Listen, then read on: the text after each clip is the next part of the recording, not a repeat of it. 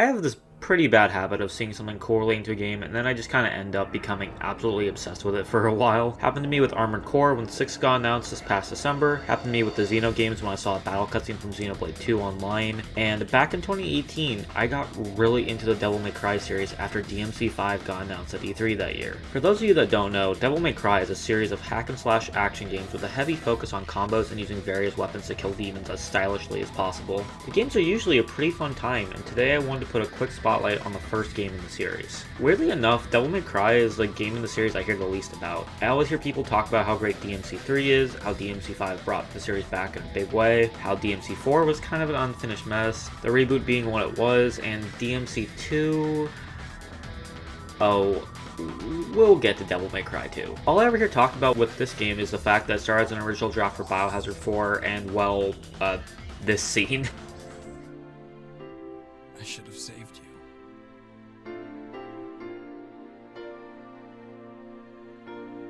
I should have been the one to fill your dark soul with light! While that scene is really funny, it is interesting that nothing else about this game really gets talked about, at least in the spheres I'm in. I will say, for a game that started out as a Biohazard game, it is really fascinating what it became. Originally, the director of the first game, Hideki Kamiya, who you may know from the Bayonetta series or from him blocking people on Twitter when that website wasn't run into the ground, wanted to make a really cool and over-the-top game in the Biohazard universe. I have to say, his original ideas for this game are kinda wild. Part of me would love to see the universe where instead of the Biohazard 4 we got this action game starring the immortal, hyper-skilled, and extremely intelligent Tony, who could do cool badass things all the time. Unsurprisingly, this direction did not gel super well with the universe of the Biohazard games and was then reworked into its own original property, aka what we know now as Devil May Cry. The game was developed by Capcom Production Studio 4, who later went on to make the remakes of Biohazard 1, Killer 7, and Biohazard 4. So all in all, I'd say a pretty solid team to have helming your new series. So how is the game itself though? Well, when I played it originally back in the lead up to Devil May Cry 5, I thought it was okay. It wasn't great, but I liked a few things about it and disliked some others. I'm not going to get super specific because a lot of these criticisms and praises I had still hold up, and I'll be talking about them here in just a second. So with that out of the way, I'm Jay, and let's talk about Devil May Cry. As always, this video is going to have massive spoilers, so if you care about spoilers for this game, I'd recommend pausing the video here and, go play it first. But if not, just get comfy and let's talk about it. Anyway, with that disclaimer out of the way, let's rock.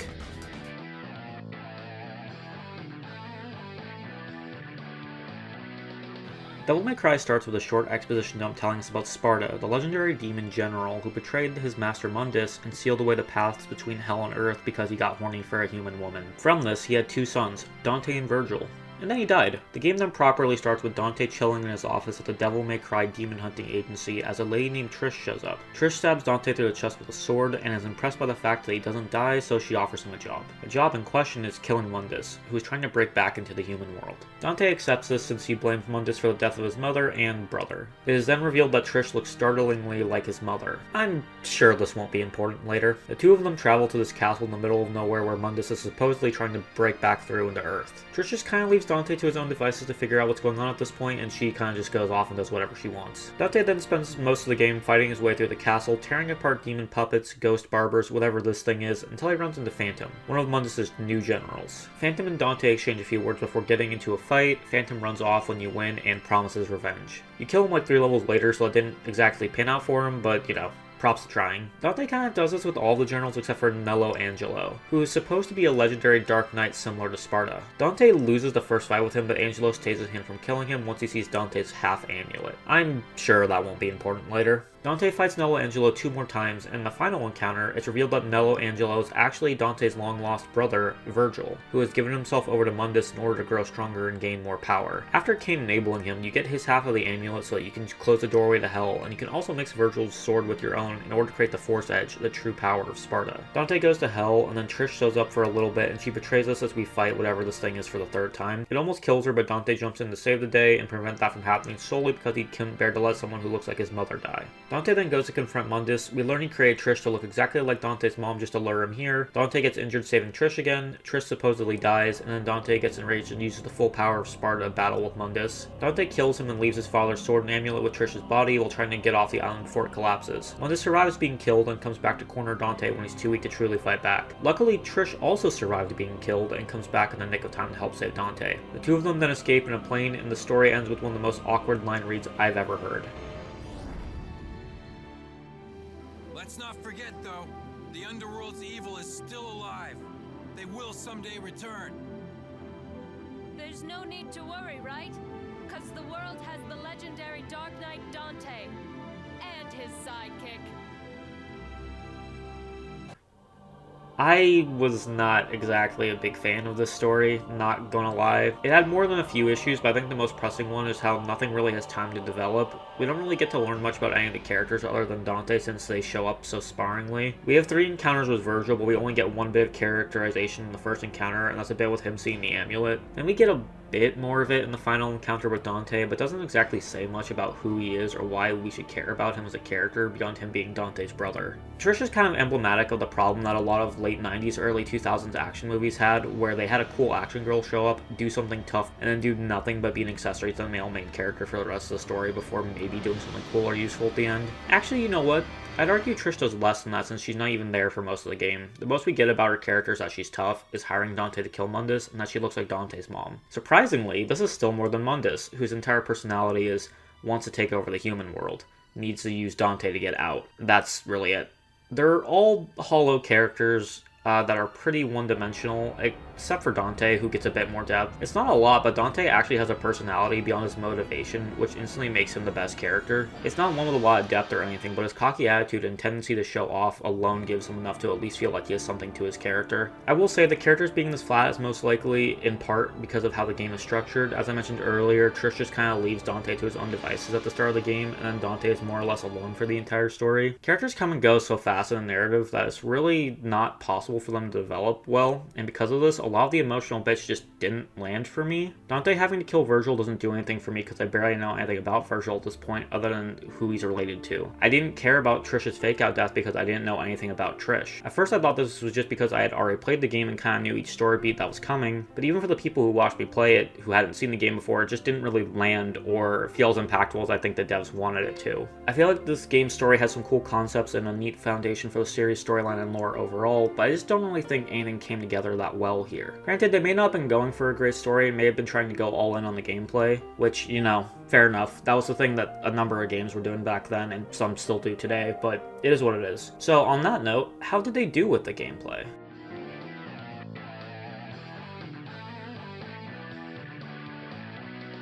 As I mentioned at the beginning of the review, Devil May Cry is a hack-and-slash action game, but I'd say it's a bit different from the average hack-and-slash. There's a greater focus on getting enemies pulled in the combos and keeping them there while also dodging hits yourself compared to say like a Musou game where your goal is to just hit things as much as you can. The core part of the combat is actually juggling enemies in the air by switching up between your guns and your melee weapons in order to do as much damage before they get another chance to attack. This doesn't quite work on all enemies, but there is a general pattern you can follow for each one that if you can pull off gets you through encounters pretty easily. It's kind of shallow if I'm being honest. This is just mostly biased due to me having played a large amount of DMC-like games since I first played this one, but man, a lot of the combat just doesn't feel like it goes as far as it could. Though I think as a starting place for both the series and this style of hack and slash as a whole, it's fine, but I think fine is also as far as I'd go in describing it if I'm being honest. I just wish combo strings went on just a bit longer or felt a tad more impactful, but in a vacuum the combat loop isn't actively bad. It is heavily exploitable though. Dante has the ability to enter a mode called Devil Trigger where he can use the demonic powers he inherited from his father. Generally, going into Devil Trigger mode also gives you access to some extra abilities. You can gain these abilities using these red orbs you collect to buy upgrades and items like health ups or magic meter refills. Each weapon other than your default sword and the Force Edge have a set of abilities or slight changes you can make to give yourself more of an edge in combat. One of these skills, Air Raid, is basically an instant win button for as long as you can keep your demon energy meter from running out. You can just jump in the air, press the Devil Trigger button, shoot lightning from your hands, regain your magic, and repeat. It's not the most fun strategy, but after playing some fights just become too tedious to want to do it the way it was intended. I will say that thankfully strategy doesn't work everywhere, so even if you do end up wanting to cheese everything for some reason, you do have to engage with the game's mechanics at different points in the levels, so it's not like having this ability invalidates the entire game. Hell, you even lose the ability to enter Devil Trigger when you have Force Edge, probably as a trade-off for having insane damage and range compared to other weapons. Speaking of the weapons, there's more than a few in the game, though most of them are pretty similar. Dante's Starting Sword Rebellion doesn't really do much and it's pretty weak while also not getting any upgrades like the others. Alistair's the Air Raid Blade, and it's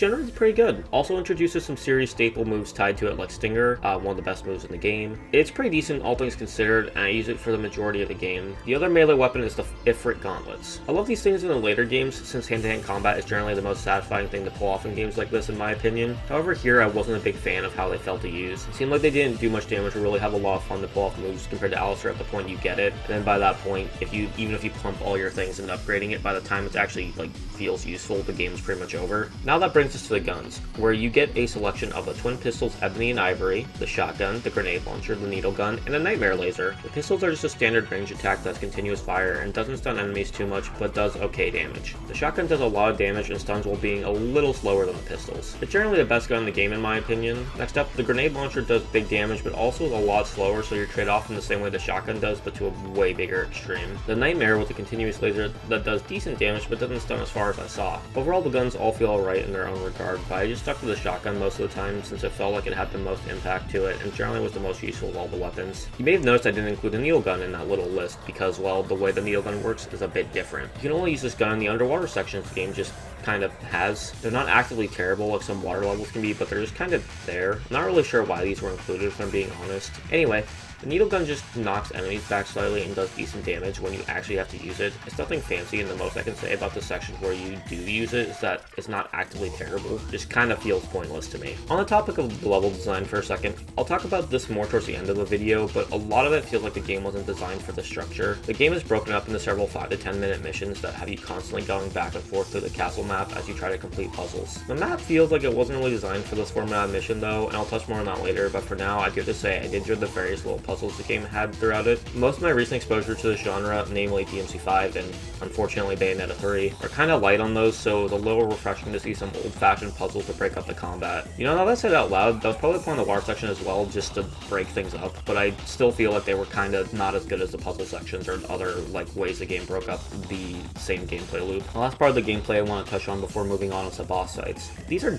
generally okay the first time through. There's only a few bosses in this game, but you end up fighting each of them except for Mundus at least twice, with not a ton of changes other than where you're fighting them. I don't mind them using the bosses and changing them up a little bit, I just wish they were a bit more engaging outside the virtual fights. Phantom, you just gotta get on his back and wail on him. The Griffin, you just gotta shoot or air raid until he hits the ground and then you stab him a bunch. And for this thing, you gotta use magic circles to make him damage, unless you get lost in the sauce, where you then have to fight a weakened version of an old boss. They're alright overall, nothing to write home about really. Virtual fights feel really good though in my opinion. The back and forth of needing to time out your attacks and wait for him to whiff his strike for you to go in and get a few hits in before you gotta go back on the defensive is great, and honestly enjoy this loop. Kind of feels like it sets up later DMC boss fights. Then with those out of the way, that just leaves us with Mundus. Oh boy, does that leave us with Mundus. I don't like Mundus's whole final sequence at all. First phase where it completely changes gameplay to a kind of lame but high damaging bullet hell, followed by a boss that relies on a mechanic you didn't have access to before this point, and that the game didn't really explain to you, and then you're hit with a timer to get out of the castle that might as well not even be there considering how easy it is to get back, followed by another fight with the big man that doesn't feel engaging, and finally a quick plane ride out of the castle using the same controls used in phase 1 of Mundus. It all just feels kind of bad.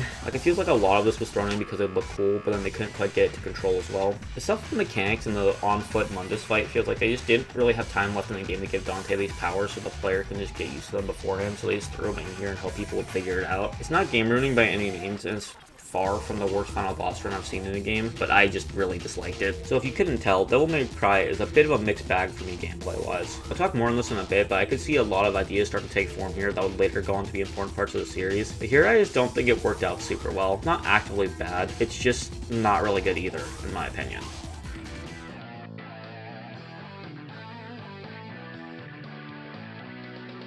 That brings us to talking about the game's music. I personally didn't feel like this game had a very strong soundtrack either, honestly. I honestly couldn't even remember any of the songs from it. I had to go back and rewatch footage to get an opinion on the songs. And then I kind of realized the fact that I couldn't remember a single song from the game was kind of a statement in itself about the music quality on display here. Actually re-listening to a lot of it, it's not necessarily bad music by any means. There's just a lot of it that feels very generic and replaceable. What I mean by this is that for a lot of scenes, you could probably just replace a song with stock music that goes for a similar tone, and it wouldn't really change anything. I also feel like a number of themes just don't fit tonally. Like DMC1 having more than a few battle themes that have synth in them feels really off given the general aesthetic of every other part of the game. I can kind of tell that they were going for something to make it feel like Dante was a bit of an outsider in this Jury Castle, but I feel like the rock aspects of the songs more than worked with that angle, and that the electronic angles weren't really needed to further convey that. They just didn't really mix well, in my opinion. The soundtrack being as generic as it is overall is really disappointing to me personally, since I know later games in the series have really defined soundtracks that hit exactly what they're trying to achieve, as well as some of my favorite songs from video games coming from DMC 3 and 5. It's not like it's the worst thing I've ever heard, but it just feels kind of emotionless to me in a way I'm not really equipped to describe beyond what I've already said. I have said a few times now I'm not super good at analyzing music, so this is a bit out of my scope, but I will say the confused direction of certain songs with combat songs being rock, synth, or a combo of the two does actually tie into my biggest problem with the game, which is the game's struggle to figure out what it's trying to be exactly.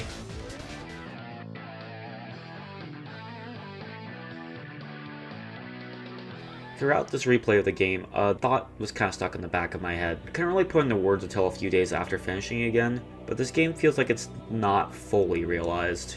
I don't mean that in the sense that the game is unfinished or that the devs didn't get to fully realize their vision, more just that the game doesn't live up to its own potential. Devil May Cry would go on to spawn a subgenre of hack-and-slash action games that all build upon the good ideas present in this game. I mean, this own series built upon that and made 2.5 of my favorite action games of all time. DMC 1 just doesn't feel like it quite understood what it could be when it was first being made. A lot of parts of the game feel like they weren't fully thought through with how Dante as a character moves and how the game is set up. I already talked about all the gameplay stuff in that section of the video, so I'm not going to go over it all again, but the game just really felt conflicted in how everything was laid out. I think some part of that is due to how the game originally was going to be Biohazard 4. A lot of this game's level design and atmosphere is very reminiscent of the early Biohazard games still, despite the change into an entirely new franchise. I think because of this, the game is actively a little confused on what it wants to go for. It has so many moments that feel like they were wanting to go for slower, more deliberate moments from a horror game, and then other times you can tell they were wanting a high-intensity action game. These two elements clash a lot and lead to a lot of moments feeling strange back to back. It's interesting trying to go back and being able to look at the game and go, yeah, this was Biohazard thing they just kind of kept. Like, for example, you can tell the castle map was designed with a Biohazard style of map exploration and backtracking in mind, but ended up getting carved up into little levels that try to keep that feeling on a linear path. It doesn't always feel super well executed most of the time, but it is interesting to see where the safe rooms would have been or how the weapons you pick up are situated, and try to figure out how some of these elements would have worked with Leon being the playable character. I will say I am kind of glad that they kept the puzzle elements of the Biohazard games in here. They were never as multi-layered as some of the Biohazard ones, but they were at least there, which I thought was neat. The disparity between what the game was originally going to be and what we got fascinates me, and it's probably my favorite thing about the game to this day. Ultimately though, I feel like the game kind of functions as a sort of cracked foundation for the series. It has seeds of the elements of the rest of the franchise that I like, but as it is, I feel like it's too bogged down in trying to figure out what it is and trying to do things too similarly to a much slower style of game with a different focus from what these games end up being. Despite that though, I don't dislike the game. I think it has a lot of great ideas, and the beginning of something great is still here. It just has a lot of cracks that can be seen the more you try to pick the game apart. It's been interesting coming back to this after playing all the Devil May Cry games and several of the games that took heavy inspiration from them. It's so fundamentally different from the rest of the series while still having a lot of the core elements that made the series what it is. It may not have been the most enjoyable action game I've played, but it's definitely been a really interesting one. Even though I know the next stop for the Devil May Cry games is one I really did not enjoy the first time through, I'm still excited to revisit it and see how I feel about it now that I've played a lot more than just the game before it.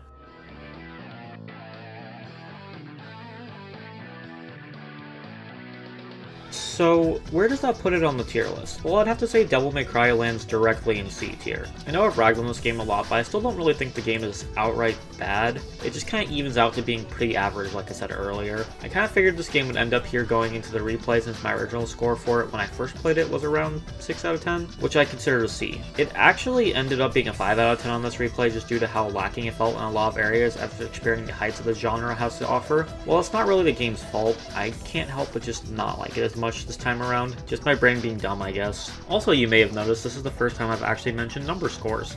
I don't usually like attributing number scores to things when I talk about them on the show, since I feel like while I enjoy being granular about that kind of thing and giving everything a 1 through 10 number score on my backlog, it doesn't really need that here in a video setting and would just cause people to complain because I gave the game like an 8.5 instead of a 9 or something similar. Honestly, that's still probably going to happen here with the tiers, but I just feel the 5-letter categories just work better for this video format overall. If you want to see my more granular scores and little thoughts I have about what I've been playing, you can check out my backlog, which I will link down below. And with that, that's all I really have to say about Devil May Cry. Thank you for joining me today on this episode of Jay Talks About Games. I'm going to try to continue to upload new episodes of this every other Friday, so stay tuned for that if you like this episode. Beyond that, there's a few more things going up on this channel for my friends and I, which I'll have linked on the screen and in the description down below. Be sure to check those out if you've enjoyed this, since everything else we've worked on is pretty great, in my opinion. I am a little biased, but my personal favorite of the other things we're working on is my Tour of Eorzea videos, just because I really like the FF14, and if you do too, maybe you'll enjoy it, so, check it out. If you like this video, feel free to like and subscribe, since as I'm sure you no doubt know, from watching almost any YouTube video, that's the only way for YouTube's algorithm to notice smaller channels. And if you have anything to say about my opinions on this, feel free to comment and tell me whether you agree or whether I'm wrong, or just, if there's anything you thought was interesting. Regardless, I've been Jay, and thank you for listening to me ramble about filling a dark soul with light. See y'all next time.